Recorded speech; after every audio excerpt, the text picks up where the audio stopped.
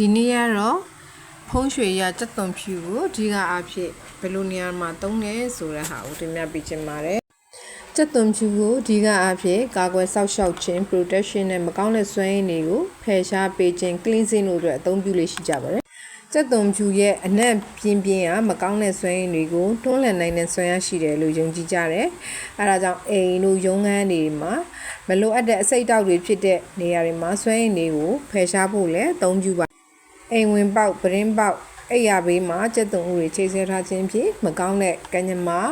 ယောဂဗျာနဲ့ဆုံးကဝေအန္တရာယ်တွေကိုကာကွယ်ပေးတယ်လို့ရှေ့ရခင်တွေကလက်ခံယုံကြည်ကြပါတယ်။အိမ်ပေါက်ဝမှာချိတ်ဆွဲခြင်းအိမ်ရှိတကားမှာချိတ်ဆွဲလေးလည်းရှိကြပါတယ်။ခရီးသွားစဉ်အကာအကွယ်အတွက်စက်သွန်ဖြူကိုကားထဲမှာထည့်ပြီးတော့ဆောင်းသွားကြပါတယ်။အိမ်မက်ဆိုရီမက်မဲညဘက်စိတ်ဝိညာဉ်တွေနှောက်ယှက်ဖြစ်ချင်းမှကာကွယ်ပေးရန်အတွက်လည်းစက်သွန်ဖြူတက်တွေကိုခေါင်းအောက်သို့မဟုတ်အိယာဘေးခုံပေါ်မှာဇပွဲပေါ်မှာထားပြီးတော့ဆောင်းထားနိုင်ပါတယ်။မကောင်းတဲ့စွမ်းရည်တွေကိုဖယ်ရှားပေးဖို့စက်သွန်ဖြူအတက်များများကိုအခန်းထောက်တွေမှာရက်နေငယ်ထားပြီးဆွန့်ပစ်ပေးပါ။ရေမွေးသို့မဟုတ်တန့်စင်တဲ့ရေထဲမှာဆိုစက်သွန်ဖြူထည့်ပြီးတော့နေရအနှံ့ပတ်ဖြန်းပေးခြင်းကိုလည်းအချို့ရိုးရာသလေးများမှာတွေ့ရှိနေရတော့မှာငွေကြေးကံကောင်းစီရင်နဲ့မြဲစီရင်စက်သွန်ဖြူအနေငယ်ကိုငွေတစ်တာသို့မဟုတ်ငွေထည့်တဲ့အိမ်မှာထည့်ထားပေးပါစက်သွန်ဖြူကအစားအသောက်ကျန်းမာရေးဆေးဝါးနဲ့ရိုးရာအစဉ်လာတွေမှာအသုံးပြုမှုတွေမှာတွေ့ရှိရပါတယ်အလွန်သုံးဝင်တဲ့အပင်တစ်မျိုးလည်းဖြစ်ပါတယ်ထူးခြားတဲ့ရတာနဲ့အနံ့ကိုပိတ်ဆက်နိုင်တဲ့အဓိကဟင်းခက်ပစ္စည်းတစ်မျိုးဖြစ်ပါတယ်ဟင်းမျိုးမှာထည့်ခြင်းဟင်းဂျူးစွပြုတ်သားခင်အတုပ်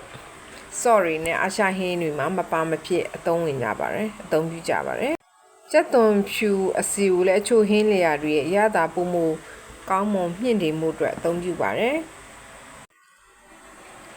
ကိုယ်ခံအားမြင့်တင်ခြင်းအေးမီတုပ်ခွေးဖြစ်ခြင်းတွေကိုလည်းလျှော့ချစေဖို့အတွက်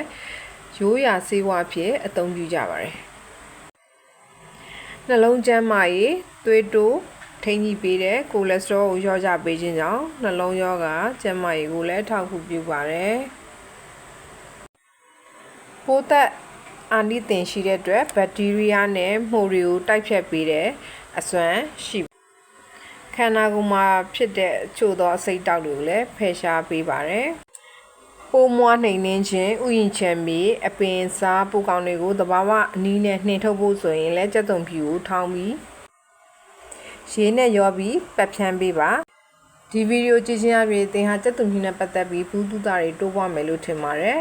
လိုအပ်မှထင် save ထားပါသူများသိစေခြင်း share ပေးပါထပ်ပြီးသိချင် follow လေးလုပ်ခဲ့ပေးပါကျေးဇူးတင်ပါတယ်